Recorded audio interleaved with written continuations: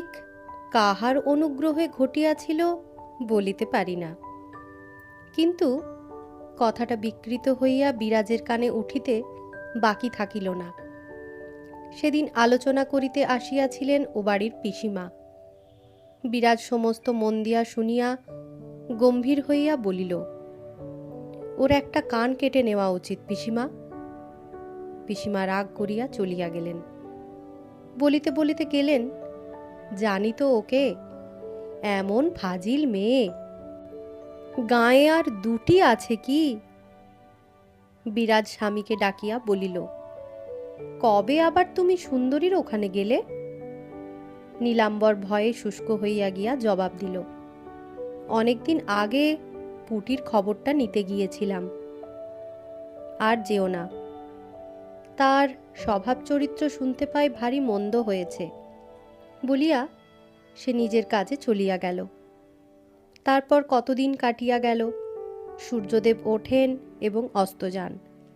তাকে ধরিয়া রাখিবার জো নাই বলিয়াই বোধ করি শীত গেল, গ্রীষ্মও যায় যায় করিতে লাগিল। বিরাজের মুখের উপর একটা গাঢ় ছায়া ক্রমশ গাঢ়তর হইয়া পড়িতে লাগিল, অথচ চোখের দৃষ্টি ক্লান্ত এবং খরতর। যে কেহ তাহার দিকে চাহিতে চায়, তাহারই চোখ যেন আপনি ঝুঁকিয়া পড়ে। শূলবিদ্ধ দীর্ঘ বিষধর শূলটাকে নিরন্তর দংশন করিয়া করিয়া শ্রান্ত হইয়া এলাইয়া পড়িয়া যেভাবে চাহিয়া থাকে, বিরাজের চোখের দৃষ্টি তেমনি করুণ, অথচ তেমনি ভীষণ হইয়া উঠিয়াছে। স্বামীর সহিত প্রায়ই কথাবার্তা হয় না। তিনি কখন চোরের মতো আসেন যান, সেদিকে সে যেন দৃষ্টিপাতই করে না। সবাই তাহাকে ভয় করে, শুধু করে না ছোট বউ। সে সুযোগ পাইলেই যখন তখন আসিয়া উপদ্রব করিতে থাকে। প্রথম প্রথম বিরাজ উহার হাত হইতে নিষ্কৃতি পাইবার অনেক চেষ্টা করিয়াছে, কিন্তু পারিয়া উঠে নাই। চোখ রাঙাইলে সে গলা জড়াইয়া ধরে, শক্ত কথা বলিলে পা জড়াইয়া ধরে। সেদিন দশহারা অতি প্রত্যুষে ছোট বউ লুকাইয়া আসিয়া ধরিল, এখনো কেউ ওঠেনি দিদি, চলো না একবার নদীতে ডুব দিয়া আসি। ওপারে জমিদারের ঘাট তৈরি হওয়া পর্যন্ত তাহার নদীতে যাওয়া নিষিদ্ধ হইয়াছিল। দুই যায় স্নান করিতে গেল। স্নানান্তে জল হইতে উঠিয়াই দেখিল, অদূরে একটা গাছতলায় জমিদার রাজেন্দ্র কুমার দাঁড়াইয়া আছে। সে স্থানটা হইতে তখনও সমস্ত অন্ধকার চলিয়া যায় নাই। তথাপি দুজনেই লোকটাকে চিনিল। ছোট বউ ভয়ে জড়সড় হইয়া বিরাজের পিছনে আসিয়া দাঁড়াইল। বিরাজ অতিশয় বিস্মিত হইল, এত প্রভাতে লোকটা আসিল কি রূপে? কিন্তু পরক্ষণেই একটা সম্ভাবনা তাহার মনে উঠিল, হয়তো সে প্রত্যহ এমন করিয়াই প্রহরা দিয়া থাকে। মুহূর্তের এক অংশ মাত্র বিরাজ দ্বিধা করিল। তারপর ছোট জায়ের একটা হাত ধরিয়া টানিয়া বলিল, দাঁড়াস নে ছোট বউ, চলে আয়। তাহাকে পাশে লইয়া দ্রুত পদে দ্বার পর্যন্ত আগাইয়া দিয়া হঠাৎ সে কি ভাবিয়া থামিল। তারপর দৃঢ় পদে ফিরিয়া গিয়া রাজেন্দ্রের অদূরে আসিয়া দাঁড়াইল। তাহার দুই চোখ জ্বলিয়া উঠিল। অস্পষ্ট আলোকেও সে দৃষ্টি রাজেন্দ্র সহিতে পারিল না, মুখ নামাইল। বিরাজ বলিল, আপনি ভদ্র সন্তান, বড় লোক, এ কেমন প্রবৃত্তি আপনার? রাজেন্দ্র হতবুদ্ধি হইয়া গিয়াছিল, জবাব দিতে পারিল না। বিরাজ বলিতে লাগিল, আপনার জমিদারি যত বড়ই হোক, যেখানে এসে দাঁড়িয়েছেন সেটা আমার।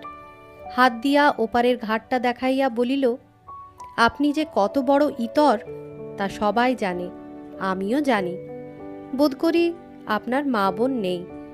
অনেকদিন আগে আমার দাসীকে দিয়ে এখানে ঢুকতে নিষেধ করেছিলাম, তা আপনি শোনেননি। রাজেন্দ্র এত অভিভূত হইয়া পড়িয়াছিল যে তখনও কথা কহিতে পারিল না। বিরাজ বলিল, আমার স্বামীকে আপনি চেনেন না, চিনলে কখনোই আসতেন না। তাই আজ বলে দিচ্ছি, আর কখনো আসবার পূর্বে তাকে চেনবার চেষ্টা করে দেখবেন বলিয়া বিরাজ ধীরে ধীরে চলিয়া গেল। বাড়িতে ঢুকিতে যাইতেছে, দেখিল পীতাম্বর একটা গাড়ু হাতে লইয়া দাঁড়াইয়া আছে। বহুদিন হইতেই তাহার সহিত বাক্যালাপ ছিল না, তথাপি সে ডাকিয়া বলিল, বৌঠান, যার সঙ্গে এতক্ষণ কথা কইছিলে সে ওই জমিদার বাবু, তাই না? চক্ষের নিমেষে বিরাজের চোখ মুখ রাঙা হইয়া উঠিল। সে হাঁ বলিয়া ভিতরে চলিয়া গেল। ঘরে গিয়া নিজের কথা সে তখনই ভুলিল, কিন্তু ছোট বউর জন্য মনে মনে অত্যন্ত উদ্বিগ্ন হইয়া উঠিল। কেবলই ভাবিতে লাগিল, কি জানি তাহাকে ঠাকুরপো দেখিতে পাইয়াছে কিনা। কিন্তু অধিকক্ষণ ভাবিতে হইল না। মিনিট 10 পরে ও বাড়ি হইতে একটি মারের শব্দ ও চাপা কান্নার আর্তস্বর উঠিল।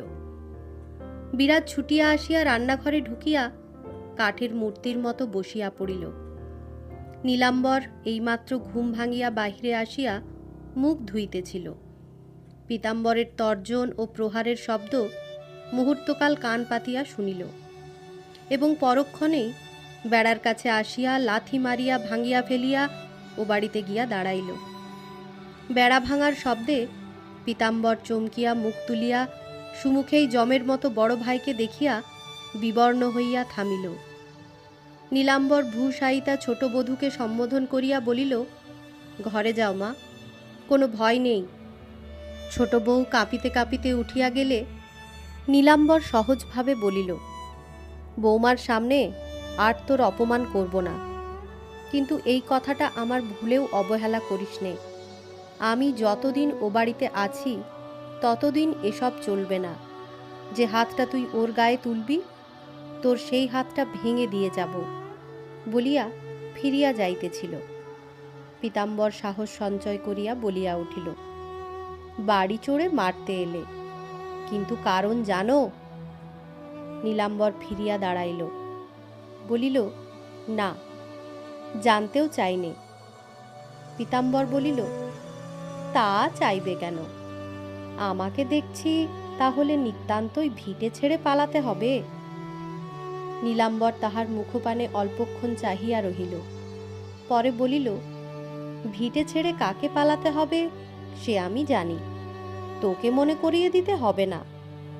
কিন্তু যতক্ষণ তা না হচ্ছে ততক্ষণ তোকে সবুর করে থাকতেই হবে, সেই কথাটাই তোকে জানিয়ে গেলাম বলিয়া আবার ফিরিবার উপক্রম করিতেই পীতাম্বর সহসা সুমুখে আসিয়া দাঁড়াইল। বলিল, তবে তোমাকে জানিয়ে দিই দাদা, পরকে শাসন করবার আগে ঘর শাসন করা ভালো। নীলাম্বর চাহিয়া রহিল। পীতাম্বর সাহস পাইয়া বলিতে লাগিল, ওপারের ঘাটটা কার জানো তো? বেশ, আমি সেই থেকে ছোট বউকে ঘাটে যেতে মানা করে দিই।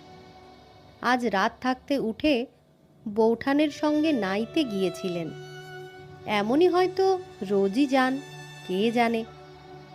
নীলাম্বর আশ্চর্য হইয়া বলিল, এই দোষে গায়ে হাত তুললি? পীতাম্বর বলিল, আগে শোনো, ওই জমিদারের ছেলে, কি জানি রাজেনবাবু নাকি নাম ওর, দেশ বিদেশে সুখ্যাতি ধরে না। আজ যে বৌঠান তার সঙ্গে আধ ঘন্টা ধরে গল্প করছিলেন। কেন? নীলাম্বর বুঝিতে না পারিয়া বলিয়া উঠিল, কে কথা কইছিল রে? বিরাজ বউ? হাঁ, তিনি। তুই চোখে দেখেছিস? পীতাম্বর মুখের ভাবটা হাসিবার মতো করিয়া বলিল, তুমি আমাকে দেখতে পারো না, তা জানি, আমার সে বিচার নারায়ণ করবেন। কিন্তু নীলাম্বর ধমকাইয়া উঠিল, আবার ওই নাম মুখে আনে, কি বলবি বল। পীতাম্বর চমকিয়া উঠিয়া ঈষৎ থামিয়া রুষ্টস্বরে বলিতে লাগিল, চোখে না দেখে কথা কওয়া আমার স্বভাব নয়। ঘর শাসন করতে না পারো, পরকে তেড়ে মারতে এসো না। নীলাম্বরের মাথার ওপর অকস্মাৎ যেন বাড়ি পড়িল। ক্ষণকাল উদ্ভ্রান্তের মতো চাহিয়া থাকিয়া শেষে প্রশ্ন করিল, আধ ঘন্টা ধরে গল্প করছিল, কে? বিরাজ বউ? তুই চোখে দেখেছিস? পীতাম্বর দু এক পা ফিরিয়া গিয়াছিল, দাঁড়াইয়া পড়িয়া বলিল, চোখেই দেখেছি। আধ ঘন্টার হয়তো বেশি হতেও পারে। আবার নীলাম্বর কিছুক্ষণ নিঃশব্দে চাহিয়া থাকিয়া বলিল, ভালো, তাই যদি হয় কি করে জানলি? তার কথা কইবার আবশ্যক ছিল কিনা? পীতাম্বর মুখ ফিরাইয়া হাসিয়া বলিল, সে কথা জানি নে, তবে আমার মারধর করা উচিত হয়নি, কেননা ঘাট তৈরি ছোট বউর জন্য হয়নি। মুহূর্তের উত্তেজনায় নীলাম্বর দুই হাত তুলিয়া ছুটিয়া আসিয়ায় থামিয়া পড়িল। তৎপরে পীতাম্বরের মুখের দিকে চাহিয়া বলিল, তুই জানোয়ার, তাতে ছোট ভাই, বড় ভাই হয়ে আমি আর তোকে অভিসম্পাত করব না, আমি মাপ করলুম। কিন্তু আজ তুই যে কথা গুরুজনকে বললি, ভগবান হয়তো তোকে মাপ করবেন না। যা। বলিয়া সে ধীরে ধীরে এধারে আসিয়া ভাঙা বেড়াটা নিজেই বাঁধিয়া দিতে লাগিল। বিরাজ কান পাতিয়া সমস্ত শুনিল। লজ্জায় ঘৃণায় তাহার আপাদমস্তক বারংবার শিহরিয়া উঠিতেছিল। একবার ভাবিল সামনে গিয়া নিজের সব কথা বলে, কিন্তু পা বাড়াইতে পারিল না। তাহার রূপের উপর পরপুরুষের লুব্ধ দৃষ্টি পড়িয়াছে। স্বামীর সুমুখে এ কথা নিজের মুখে সে কি করিয়া উচ্চারণ করিবে? বেড়া বাঁধিয়া দিয়া নীলাম্বর বাহিরে চলিয়া গেল। দুপুরবেলা ভাত বাড়িয়া দিয়া বিরাজ আড়ালে বসিয়া রহিল। রাত্রে স্বামী ঘুমাইয়া পড়িলে নিঃশব্দে শয্যায় আসিয়া প্রবেশ করিল এবং প্রভাতে তাহার ঘুম ভাঙিবার পূর্বেই বাহির হইয়া গেল। এমনি করিয়া পলাইয়া বেড়াইয়া যখন দুদিন কাটিয়া গেল, অথচ নীলাম্বর কোনো প্রশ্ন করিল না, তখন আর এক ধরনের আশঙ্কা তাহার মনের মধ্যে ধীরে ধীরে মাথা তুলিতে লাগিল। স্ত্রী সম্বন্ধে এত বড় অপবাদের কথায় স্বামীর মনে কৌতূহল জাগে না। ইহার কোনো সঙ্গত হেতু সে খুঁজিয়া পাইল না, কিংবা ঘটনায় তিনি বিস্মিত হইয়াছেন এ সম্ভাবনাও তাহাকে সান্ত্বনা দিতে পারিল না। এ দুই দিন একদিকে যেমন সে গা ঢাকিয়া ফিরিয়াছে, অপরদিকে তেমনি অনুক্ষণ আশা করিয়াছে এইবার কথা উঠিবে, এইবার তিনি ডাকিয়া ঘটনাটি জানিতে চাহিবেন। তাহা উঠিলেই সে আনুপূর্বিক সমস্ত নিবেদন করিয়া স্বামীর পায়ের নিচে তাহার বুকের ভারী বোঝাটা নামাইয়া ফেলিয়া সুস্থ হইয়া বাঁচিবে। কিন্তু কই, কিছুই যে হইল না। স্বামী নির্বাক হইয়া রহিলেন। একবার সে ভাবিবার চেষ্টা করিল, হয়তো কথাটা তিনি আদৌ বিশ্বাস করেন নাই, কিন্তু এই তাহার সম্পূর্ণ আত্মগোপন করাটাও কি তাহার চোখে সংশয় উদ্রেক করিতেছে না? অথচ যাহা এতদিন পর্যন্ত সে গোপন করিয়া আসিয়াছে, তাহা নিজেই বা আজ যাচিয়া বলিবে কি রূপে? সেদিনটাও এমনি করিয়া কাটিল। পরদিন সকালে ভয়ার্ত ভারাতুর হৃদয় লইয়া সে কোনো মতে ঘরের কাজ করিতেছিল। হঠাৎ একটা ভয়ঙ্কর কথা তাহার বুকের গভীর তলদেশ আলোড়িত করিয়া ঘূর্ণাবর্তের মতো বাহির হইয়া আসিল। আর যদি ঠাকুরপোর কথা বিশ্বাস করেই থাকেন, তাহলে নীলাম্বর আহ্নিক শেষ করিয়া গাত্রোত্থান করিতে যাইতেছিল। সে ঝড়ের মতো সুমুখে আসিয়া হাঁপাইতে লাগিল। বিস্মিত নীলাম্বর মুখ তুলিতেই বিরাজ সজোরে নিজের অধর দংশন করিয়া বলিয়া উঠিল, কেন, কি করেছি? কথা কও না যে বড়। নীলাম্বর হাসিল, বলিল, পালিয়ে বেড়ালে কথা কই কার সঙ্গে? পালিয়ে বেড়াচ্ছি, তুমি ডাকতে পারোনি একবারও? নীলাম্বর বলিল, যে লোক পালিয়ে বেড়ায় তাকে ডাকলে পাপ হয়। পাপ হয়? তাহলে ঠাকুরপোর কথা তুমি বিশ্বাস করেছো বলো? সত্যি কথা বিশ্বাস করব না? বিরাজ রাগে দুঃখে কাঁদিয়া ফেলিল। অশ্রুবিকৃত কণ্ঠে চেঁচাইয়া বলিল, সত্যি নয়, ভয়ঙ্কর মিছে কথা। কেন তুমি বিশ্বাস করলে? তুমি নদীর ধারে কথা বলনি? বিরাজ উদ্ধতভাবে জবাব দিল, হ্যাঁ বলেছি। নীলাম্বর বলিল, আমি ওইটুকুই বিশ্বাস করেছি। বিরাজ হাত দিয়া চোখ মুছিয়া ফেলিয়া বলিল, যদি বিশ্বাসই করেছ, তবে ওই ইতরটার মতো শাসন করলে না কেন? নীলাম্বর আবার হাসিল, সদ্য প্রস্ফুটিত ফুলের মতো নির্মল হাসিতে তাহার সমস্ত মুখ ভরিয়া গেল। ডান হাত তুলিয়া বলিল, তবে কাছে আয়, ছেলেবেলার মতো আর একবার কান মলে দি। চক্ষের পলকে বিরাজ সুমুখে আসিয়া হাঁটু গাড়িয়া বসিল এবং পরক্ষণেই তাহার বুকের উপরে সজোরে ঝাঁপাইয়া পড়িয়া দুই বাহু দিয়া স্বামীর কণ্ঠ বেষ্টন করিয়া ফুপাইয়া কাঁদিয়া উঠিল। নীলাম্বর কাঁদিতে নিষেধ করিল না। তাহার নিজের দু চোখও জলে ভিজিয়া উঠিয়াছিল। সে স্ত্রীর মাথার উপরে নিঃশব্দে ডান হাত রাখিয়া মনে মনে আশীর্বাদ করিতে লাগিল। কিছুক্ষণে কান্নার প্রথম বেগ কমিয়া আসিলে সে মুখ না তুলিয়াই বলিল, কি তাকে বলেছিলুম জানো? নীলাম্বর সস্নেহে মৃদুস্বরে বলিল, জানি, তাকে আসতে বারণ করে দিয়েছ। কে তোমাকে বললে? নীলাম্বর সহাস্যে কহিল, কেউ বলেনি, কিন্তু একটা অচেনা লোকের সঙ্গে যখন কথা কয়েছ, তখন অনেক দুঃখেই কয়েছ। সে কথা ও ছাড়া আর কি হতে পারে বিরাজ? বিরাজের চোখ দিয়া আবার জল পড়িতে লাগিল। নীলাম্বর বলিতে লাগিল, কিন্তু কাজটা ভালো করনি, আমাকে জানানো উচিত ছিল। আমি গিয়ে তাকে বুঝিয়ে দিতাম। আমি অনেক দিন পূর্বেই তার মনের ভাব টের পেয়েছি। কতদিন সকালে বিকালে তাকে দেখতেও পেয়েছি, কিন্তু তোমার নিষেধ মনে করেই কোনোদিন কিছু বলিনি। সেদিন সন্ধ্যা হইতেই আকাশে মেঘ করিয়া টিপি টিপি বৃষ্টি পড়িতেছিল। রাত্রে স্বামী স্ত্রীতে বিছানায় শুইয়া আবার কথা উঠিল।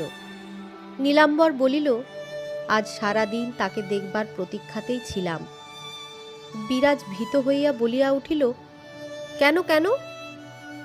দুটো কথা না বললে ভগবানের নিকট অপরাধী হয়ে থাকতে হবে, তাই।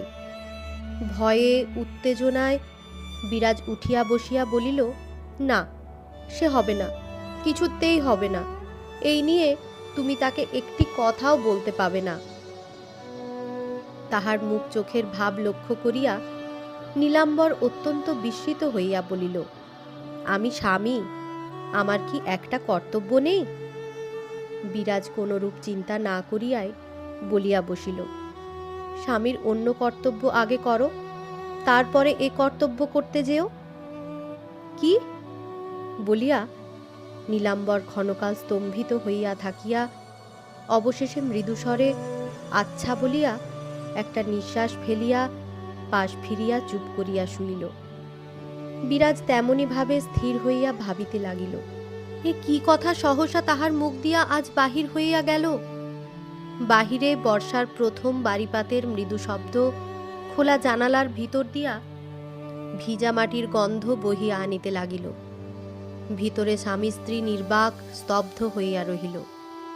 বহুক্ষণ পরে নীলাম্বর গভীর আর্তকণ্ঠে কতকটা যেন নিজের মনেই বলিল, আমি যে কত অপদার্থ, তা তোর কাছে যেমন শিখি তেমন আর কারও কাছে নয় বিরাজ। বিরাজ কি কথা বলিতে চাহিল, কিন্তু তাহার গলা দিয়া শব্দ ফুটিল না। বহুদিন পরে আজ এই অসহ্য দুঃখ দৈন্য পীড়িত দম্পতিটির সন্ধির সূত্রপাতেই আবার তাহা ছিন্ন ভিন্ন হইয়া গেল। মধ্যাহ্নে কেহ কোথাও নাই দেখিয়া ছোট বউ বিরাজের পায়ের নিচে আসিয়া কাঁদিয়া পড়িল। স্বামীর অপরাধের ভয়ে ব্যাকুল হইয়া এই 2 দিন ধরিয়া সে অনুক্ষণ এই সুযোগটুকু প্রতীক্ষা করিয়াছিল।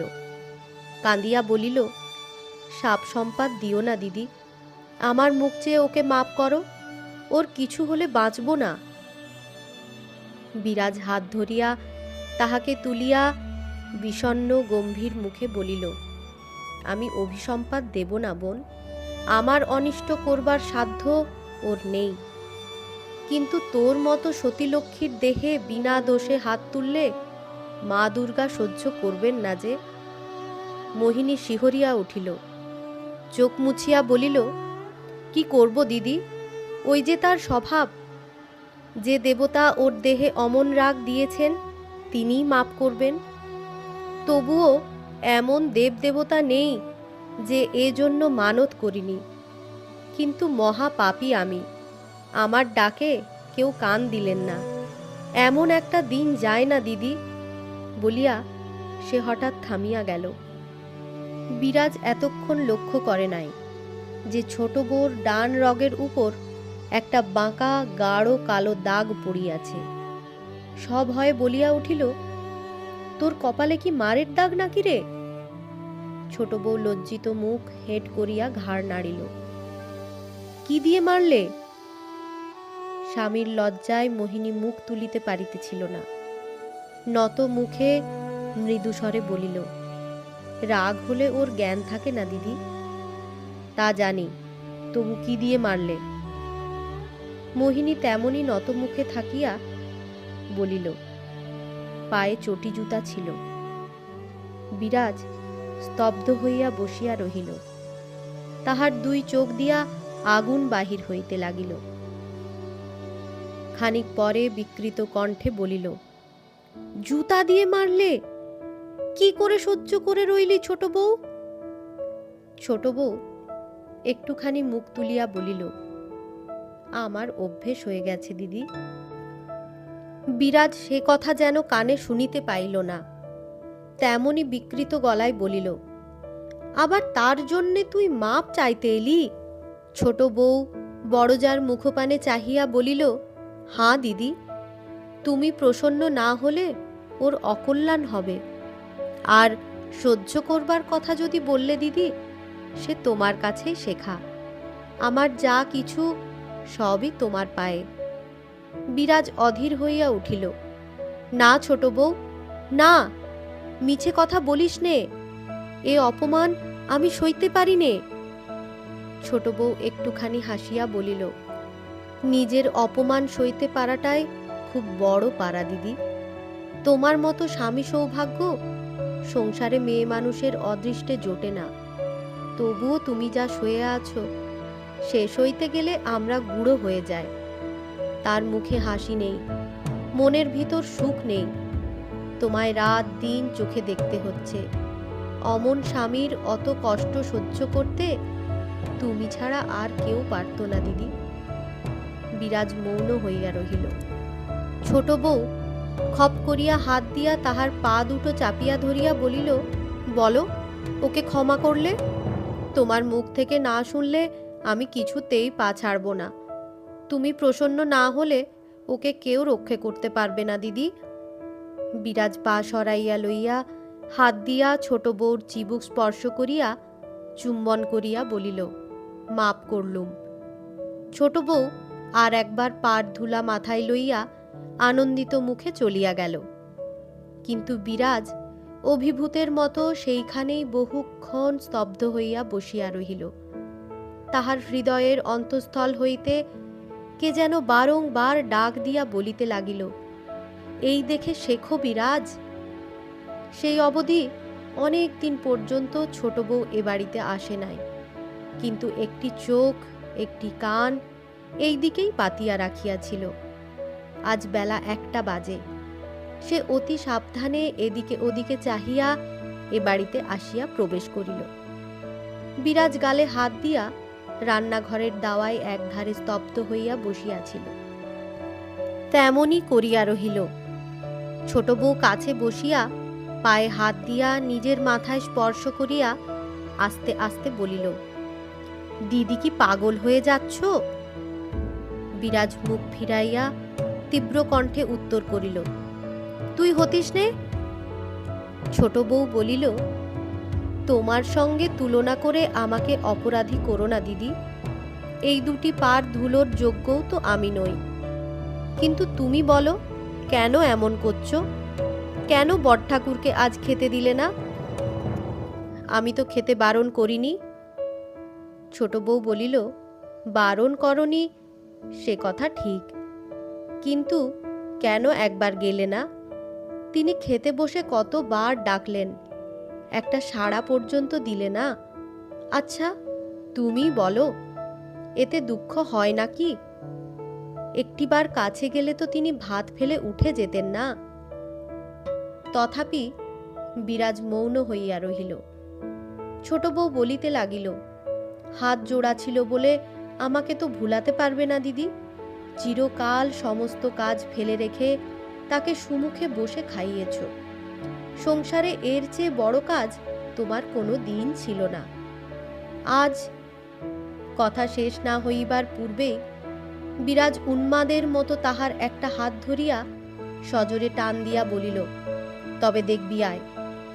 বলিয়া টানিয়া আনিয়া রান্নাঘরের মাঝখানে দাঁড় করাইয়া হাত দিয়া দেখাইয়া বলিল, ওই চেয়ে দেখ।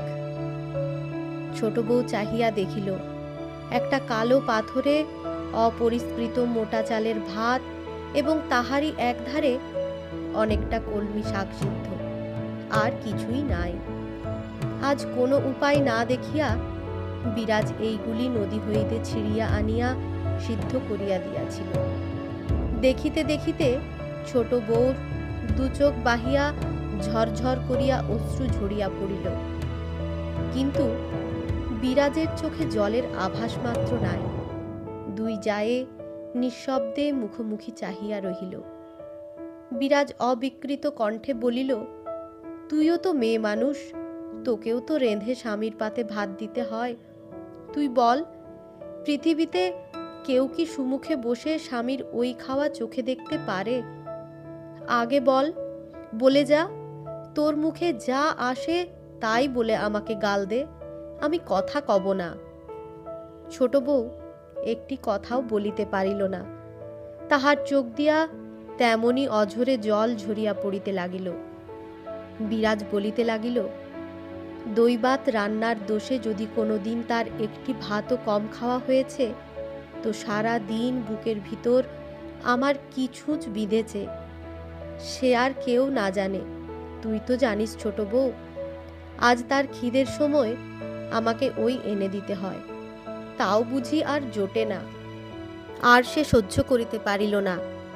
ছোট যার বুকের উপর আছাড় খাইয়া পড়িয়া দুই হাতে গলা জড়াইয়া ফুপাইয়া কাঁদিয়া উঠিল। তারপর সহদরার মতো এই দুই রমণী বহুক্ষণ পর্যন্ত বাহু পাশে আবদ্ধ হইয়া রহিল। বহুক্ষণ ধরিয়া এই দুই অভিন্ন নারীর হৃদয় নিঃশব্দে অশ্রু জলে ভাসিয়া যাইতে লাগিল। তারপর বিরাজ মাথা তুলিয়া বলিল, না, তোকে লুকাবো না। কেননা আমার দুঃখ বুঝতে তুই ছাড়া আর কেউ নেই। আমি অনেক ভেবে দেখেছি, আমি সরে না গেলে ওর কষ্ট যাবে না। কিন্তু থেকে তো অমুখ না দেখে একটা দিনও কাটাতে পারবো না। আমি যাব। বল, আমি গেলে ওকে দেখবি? ছোট বউ চোখ তুলিয়া জিজ্ঞাসা করিল, কোথা যাবে? বিরাজের শুষ্ক ওষ্ঠাধারে কঠিন শীতল হাসির রেখা পড়িল। বোধ করি একবার সে দ্বিধাও করিল। তারপর বলিল, কি করে জানবো বোন কোথায় যেতে হয়? শুনি ওর চেয়ে পাপ নাকি আর নেই। তা সে যাই হোক, এ জ্বালা এড়াবো তো। এবার মোহিনী বুঝিতে পারিয়া শিহরিয়া উঠিল। ব্যস্ত হইয়া তাহার মুখে হাত চাপা দিয়া বলিয়া উঠিল, ছি ছি, ও কথা মুখে এনো না দিদি। আত্মহত্যার কথা যে বলে তার পাপ, যে কানে শোনে তার পাপ। ছি ছি, কি হয়ে গেলে তুমি? বিরাজ হাত সরাইয়া দিয়া বলিল, তা জানি নে, শুধু জানি ওকে আর খেতে দিতে পারছি নে। আজ আমাকে ছুঁয়ে কথা দে তুই, যেমন করে পারিস দুই ভাইয়ে মিল করে দিবি। কথা দিলুম বলিয়া মোহিনী সহসা বসিয়া পড়িয়া বিরাজের পা চাপিয়া ধরিয়া বলিল, তবে আমাকেও আজ একটা ভিক্ষে দেবে বলো। বিরাজ জিজ্ঞাসা করিল, কি?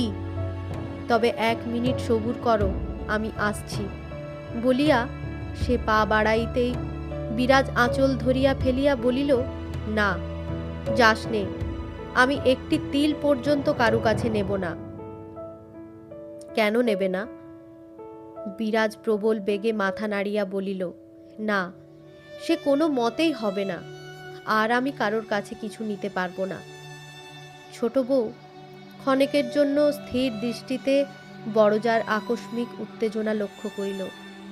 তারপর সেইখানে বসিয়া পড়িয়া তাহাকে জোর করিয়া টানিয়া কাছে বসাইয়া বলিল, তবে শোনো দিদি, কেন জানি নে, আগে তুমি আমাকে ভালোবাসতে না, ভালো করে কথা কইতে না, সেজন্য কত যে নুকিয়ে বসে কেঁদেছি, কত দেবদেবীকে ডেকেছি, তার সংখ্যাই নাই। আজ তারাও মুখ তুলে চেয়েছেন, তুমিও ছোট বোন বলে ডেকেছ। এখন একবার ভেবে দেখো, আমাকে এই অবস্থায় দেখে কিছু না করতে পেলে তুমি কি রকম করে বেড়াতে? বিরাজ জবাব দিতে পারিল না, মুখ নিচু করিয়া রহিল। ছোট বউ উঠিয়া গিয়া অনতিকাল পরে একটা বড় ধামায় সর্বপ্রকার আহার্য পূর্ণ করিয়া আনিয়া নামাইয়া রাখিল। বিরাজ স্থির হইয়া দেখিতেছিল, কিন্তু সে যখন কাছে আসিয়া তাহার আঁচলের একটা খুঁট তুলিয়া একখানা মোহর বাঁধিতে লাগিল, তখন সে আর থাকিতে না পারিয়া সজোরে ঠেলিয়া দিয়া চেঁচাইয়া উঠিল, না, ও কিছুতেই হবে না, মরে গেলেও না। মোহিনী ধাক্কা সামলাইয়া লইয়া মুখ তুলিয়া বলিল, হবে না কেন? নিশ্চয়ই হবে, এ আমার বড়ঠাকুর আমাকে বিয়ের সময়ে দিয়েছিলেন বলিয়া আঁচলে বাঁধিয়া দিয়া আর একবার হেঁট হইয়া পায়ের ধুলা মাথায় লইয়া বাড়ি চলিয়া গেল।